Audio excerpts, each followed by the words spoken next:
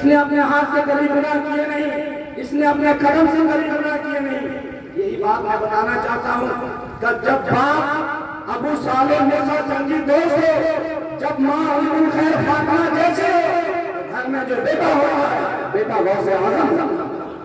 یہ بات اس لیے بتانے کی ضرورت ہے کہ ہمارے یہ جئی پورہ بستی ہے،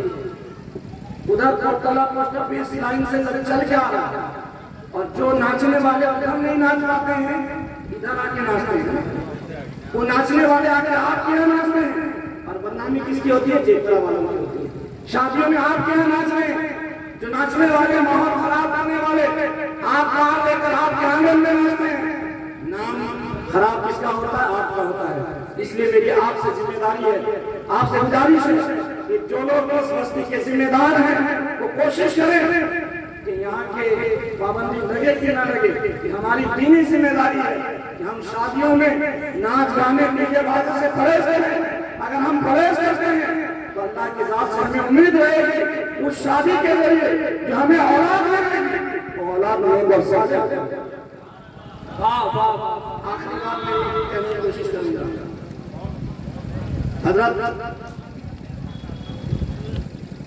حضرت علامہ مولانا عظمت اللہ صاحب اشرفی،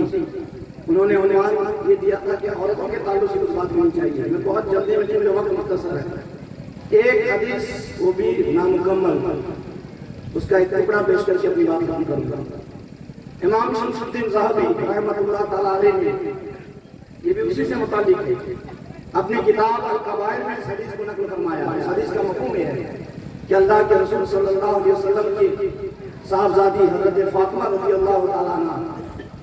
اور آپ کے داماد حضرت علی رضی اللہ تعالیٰ عنہ ایک دن اللہ کے رسول صلی اللہ علیہ وسلم کے گھر تشریف لے جاتے ہیں۔ دیکھتے کیا ہے کہ اللہ کے رسول زار و قطار رو رہے ہیں، آپ کے چشمانے مبارک سے آنسوں کے قطرات بہ رہے ہیں، آپ پر گریہ تاری ہے۔ حضرت علی رضی اللہ تعالیٰ عنہ ارشاد فرماتے ہیں، یا رسول اللہ، میرے ماں باپ آپ کے قربان،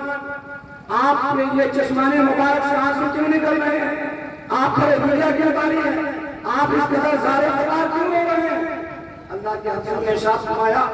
کہ میں معراج میں تشریف لے گیا تھا، میں معراج میں گیا تھا، میں نے دیکھا کہ جہنم میں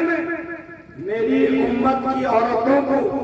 اتنا دردناک اور ہولناک عذاب ہو رہا تھا کہ ان کے تصور سے مجھے رونا آ رہا ہے۔ مصطفیٰ کریم فرماتے ہیں کہ جہنم میں نے عورتوں کو دیکھا کہ اتنا ہولناک اور دردناک انہیں عذاب دیا جا رہا تھا کہ ان کے تصور سے مجھے رونا آ رہا ہے۔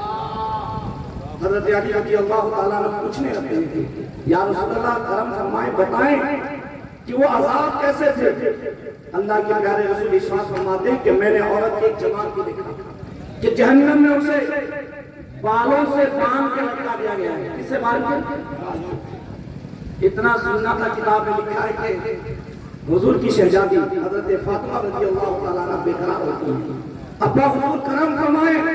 رسول اللہ کرم فرمائیں، یا رسول اللہ بتائیں کہ آخر اس عورت کا گناہ کیا تھا جس کو جہنم میں بال سے باندھ کے لٹکا دیا گیا؟ اللہ کے رسول صلی اللہ علیہ وسلم نے ارشاد فرمایا، وہ خاتون جسے جہنم میں بال سے باندھ کر لٹکا دیا گیا اس کا گناہ یہ تھا کہ جب ایک اپنے گھر سے نکلتی تھی تو اپنے سر پہ دوپٹہ نہیں رکھتی تھی، اپنے بالوں کو غیر مردوں سے چھپاتی نہیں تھی، اپنے بالوں کی نمائش کرتے ہوئے اپنے گھر سے نکلا کرتی تھی۔ آج اپنے سینے پہ ہاتھ رکھ کے غور کرو، آج ہماری ماں بہنوں کی حالت کیا ہے؟ شادیوں میں بال دکھانے کا فیشن ہو گیا ہے، انگریزی تہذیب ہمارے اندر اس طرح غائب ہو گئی ہے کہ شادیوں کے موقع پر دوپٹہ رکھنا تو دور کی بات، اپنے بالوں کی نمائش کے لیے ہم سر کے پیچھے اپنے چوٹی میں رجنی گندھا کا مالا رکھا لیتے ہیں تاکہ ہمارے بالوں کو دیکھے لوگ، غیر مردی کی نگاہ پڑے، ہم مجمع میں دیکھے جائیں، یہ ہمارے مہربانی کی حالت ہے۔ دوسری بات، جلدی سے میں اپنی بات بتا رہا ہوں، میری آپ سے گزارش ہے، یہ بالوں کا درد کتنا ہے، یہ بال والے علماء کرام کو زیادہ احساس ہے۔ جب بچے ان کی داڑھی کو نوچ لیتے ہیں تو کتنا تکلیف ہوتا ہے، ان کتنی تکلیف ہوتی ہے انہیں، یہ داڑھی والوں کو احساس ہے۔ جب بال سے بال میں لٹکا دیا جائے گا، سوچو اس عذاب کو اپنے تصور میں لا۔ اللہ کے رسول فرماتے ہیں حضرت علی کہتے ہیں یا رسول اللہ وہ دوسری خاتون کون تھی؟ اللہ کے حبیب فرماتے ہیں کہ میں نے ایک خاتون کو دیکھا، اس کو زبان سے لٹکا دیا گیا تھا، زبان جیت کو کہتے ہیں، زبان سے پکڑ کے لٹکا دیا گیا تھا۔ حضرت فاطمہ بے قرار ہوتی ہیں، ابا حضور کرم فرمائیں، یا رسول اللہ کرم فرمائیں، یا رسول اللہ فرمائیں کہ اس عورت کا جرم کیا تھا، اس کے گناہ کیا تھے کہ اس کو زبان سے پکڑ کے لٹکا دیا گیا تھا۔ اللہ کے حبیب نے ارشاد فرمایا اس خاتون کا گناہ یہ تھا کہ یہ زبان درازی کر کے اپنے شوہروں کو تکلیف پہنچاتی تھی، زبان کے ذریعے اپنے شوہر کو تکلیف دیتی تھی۔ آج ہمارے ماں بہنوں کی حالت یہی ہے، اگر مرد انہیں دن میں ایک مرتبہ اسٹارٹ کر کے چلا جائے، صبح جا کے اپنا سارا کام ختم کر کے شام میں گھر میں آنے تک جب بستر پہ جائے گا تب بھی ان کی زبان چلتی رہے گی۔ اللہ کے حبیب صلی اللہ علیہ وسلم مشکات شریف کی حدیث ہے، اللہ کے رسول نے ارشاد فرمایا یا معاشر النساء تصدقنا، اے عورتوں کی جماعت تم خوب صدقہ کرو، فإنی أريدکن اکثر اہل النار، کہ مجھے دکھایا گیا ہے جہنم میں مردوں سے زیادہ عورتوں کی تعداد ہے۔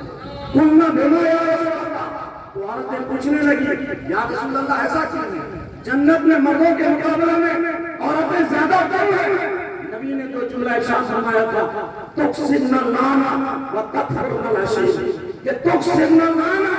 کہ تم لان تان زیادہ کرتی ہو، زبان ایک بار پھرتی ہے تو پھر بند نہیں ہوتی ہے، وتکفرن العشیر، تم اپنے شوہروں کی ناشکری کرتی ہو، زندگی بھر اگر تمہارے ساتھ اس نے سلوک کرے، اگر ایک جگہ بگڑ جائے تو اسے خوشی کی نہیں، اس کے پورے خاندان کی دھول کے رکھے۔ ایسا ہے میں نہیں کہتا ہوں کہ مرد بالکل سدھرے ہوئے، مرد دھول کے دھلے ہوئے، بعض مرد بھی عورتوں پہ زیادتی کرتے ہیں، لیکن عورتوں کی طرف سے زیادہ معاملہ آتا ہے۔ اگر مرد طلاق کرنے کی دھمکی دیتا ہے تو عورت سینہ تان کے کھڑی ہو جاتی ہے، مرد کا بچہ ہے تو دے، مرد کا بچہ ہے تو دے، اور جب دے دینا پھر کوشش ہزار بہانے لے کر مفتی صاحب کے پاس ہو جاتے ہیں۔ میں جب کہہ رہا تھا سامنے نہیں تھی، میں نشے میں تھا، کوئی سنا نہیں، بیٹی سنی ہے، بیٹا سنا ہے، ہزار بہانا کر کے پھر گھما پھرا کے جو مسئلہ حاصل کرنے کی کوشش کرتے ہیں۔ اس لیے اپنی زبان پہ کنٹرول رکھیے۔ میری آخری بات میں کہنا چاہتا ہوں، اللہ کے رسول صلی اللہ علیہ وسلم نے ارشاد فرمایا تیسری خاتون کو میں نے دیکھا کہ جہنم میں اس کو سینے سے پر لٹکا دیا گیا تھا، اس کے سینے کو مان کے لٹکا دیا گیا تھا۔ حضرت فاطمہ بے قرار ہوتی ہیں، بے چین ہوتی ہیں، عرض کرتے ہیں اللہ حضور کرم فرمائے اس عورت کا گناہ کیا تھا جس کو سینے سے باندھ کے لٹکا دیا گیا تھا۔ اللہ کے حبیب نے ارشاد فرمایا اے میری فاطمہ سنو، اے لادی میری سنو، اے خاتون جنت سنو،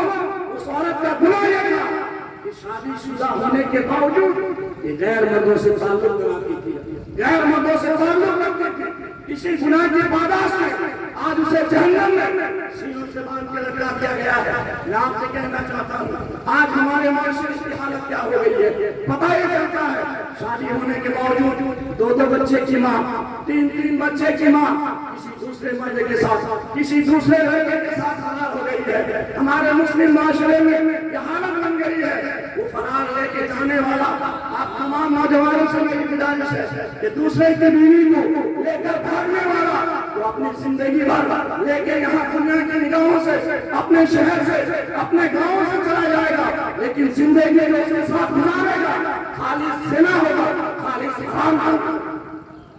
اور جو بھاگنے والی ہے اس سے بھی میں کہنا چاہتا ہوں کہ تو آج جس لڑکے کے چکر میں بھاگتی اپنے شوہر کو چھوڑ کر، آج تیرے باپ نے تیرے لیے تیری شادی کے لیے اپنی زمین بیچ دی، اپنی زندگی کا سرمایہ انہیں اپنے باپ کی عزت کا خیال نہ کیا، وہ باپ اڑ کے رہ جاتا ہے معاشرے میں، سب سے عزت اپنے بے عزتی سے اپنا سامنے آ جاتا ہے، انہیں اپنے باپ کا عزت نہیں کیا، اپنے باپ کی عزت کا خیال نہیں کیا، اپنی ماں کی عزت کا خیال نہیں کیا، اپنے معاشرے کا خیال نہیں کیا۔ آپ سے میں آخری بات کرنا چاہتا ہوں، آج اگر دعوت کے موقع پر ایک پلیٹ میں ہم کھانے کے بعد پلیٹ کھلا نہیں جائے، آپ کو اگر اس پلیٹ میں بٹھایا جائے تو کوئی بھی کھانا پسند نہیں کرتا ہے، لوگ پہلے بھی پیدا کرتے ہیں پلیٹ بھول کے لاؤ تب ہم کھائیں گے، جبکہ نبی کی حدیث ہے اللہ کے رسول ارشاد فرماتے ہیں سور المومن شفاء، مومن کے جگر میں شفا۔ تھالی میں نہیں کھایا، پلیٹ میں نہیں کھایا، اور میں نے کھانے کے بعد ابھی وہ پلیٹ ملا نہیں ہے، آپ کو کھانے کے لیے بٹھا دیا جائے تو آپ دعوت والے سے کہیں گے کہ پیٹ دھلو اس کے بعد کھانا لگانا. کیوں؟ کیونکہ فلاں صاحب یہاں کھا کے گئے ابھی پیٹ دھلا دیا گیا. کھانے کے حوالے سے جب کہ اس میں نبی فرماتے ہیں کہ مسلمان کے جھوٹے میں شفا ہے, اس میں شفا ہے. اس میں ہم اتنا احتیاط کرتے ہیں کہ دوسرے کے استعمال کیے برتن کو بغیر جب تک کھلا نہیں گیا ہے ہم استعمال نہیں کرتے ہیں. میری نوجوانوں سے گزارش یہ ہے کہ کبھی کبھی کبھی